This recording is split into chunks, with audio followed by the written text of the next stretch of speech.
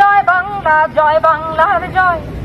ভয় বাংলায়, ভয় বাংলায়, ভয় বাংলায় ভয়। এই বাংলা নাকি তাদের আর অন্য কারোর নয়। ভয় বাংলায়, ভয় বাংলায়, ভয় বাংলায় ভয়। এই বাংলা নাকি তাদের আর অন্য কারোর নয়। রাষ্ট্রীয় সম্পত্তি বিনষ্ট হয়েছে। সম্পত্তি বড় না প্রাণ বড়? জান বড় না সম্পত্তি বড়? আপনাদেরকে জিজ্ঞেস করি, কোনটা বড়, প্রাণ বড় না সম্পত্তি বড়? প্রাণ। আমাদের দেশের, আমাদের সন্তানরা যাদের জান গেছে, তাদের জন্য আমাদের বিচার চাইতে হবে। কিন্তু বিচারের আগে আমাদের তো জানতে হবে, সত্য কথা শুনতে হবে। আমি কেন চোখে একটা জিনিস দেখছি আর কানে অন্য জিনিস শুনছি? চোখে দেখছি ছেলে মেয়েদের উপর গুলি করা হয়েছে, শত শত কেন হাজার হাজার ছেলে মেয়ে এখন আহত অবস্থায়। শুধু আহত অবস্থায় রেখে কিন্তু আমাদের রাষ্ট্র ক্ষান্ত হচ্ছে না। যারা হাসপাতালে ভর্তি হয়েছে সেখানে আমি শুনছি, একটু আগেই শুনেছি যে পুলিশ সেখানেও টহল দিচ্ছে, সেখান থেকেও তথ্য নিতে চাচ্ছে যে কারা গুলিবিদ্ধ, কারা আক্রান্ত, তাদেরকে চিকিৎসা দেওয়ার দায়িত্ব, যেটা আমাদের রাষ্ট্রের দায়িত্ব। সেই চিকিৎসা না দিয়ে এখন দেখছি কি করে তাদেরকে আরো বিপদে ফেলতে পারে।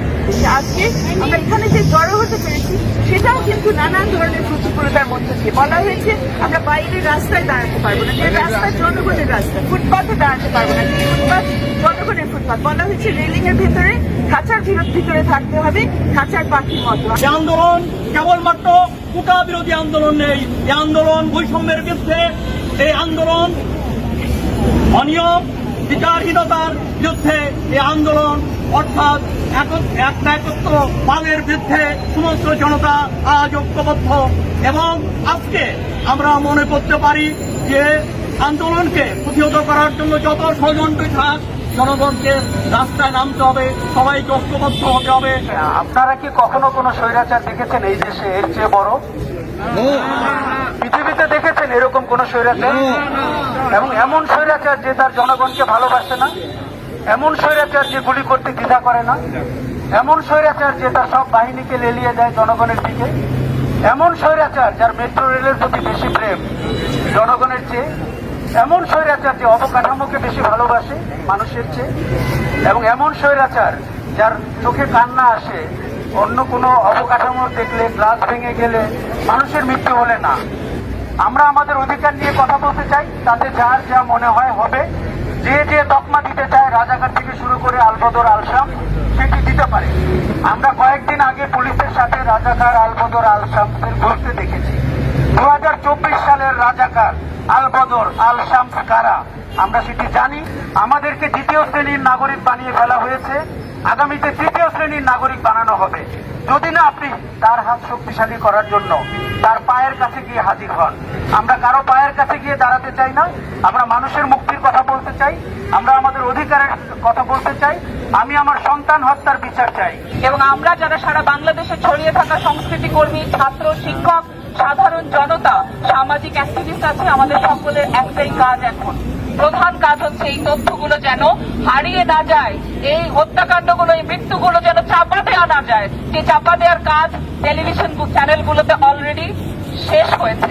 তারা এখন আর 200 বেশি বা 300 বা 100 মানুষের মৃত্যু নিয়েও কথা বলছেন না, তারা শুধু বলছেন রাষ্ট্রীয় সম্পদ ধ্বংসের কথা। রাষ্ট্রীয় সম্পদ ধ্বংস হয়েছে আমাদের করের টাকায় তৈরি হওয়া রাষ্ট্রীয় সম্পদ। সুতরাং সবার আগে আমাদের প্রাণের কথা বলতে হবে, আমাদের জান দিয়েছি সেই জানের কথা বলতে হবে, প্রতিটা জানের হিসাব নিতে হবে, সেটাই হচ্ছে আমাদের প্রধান কাজ।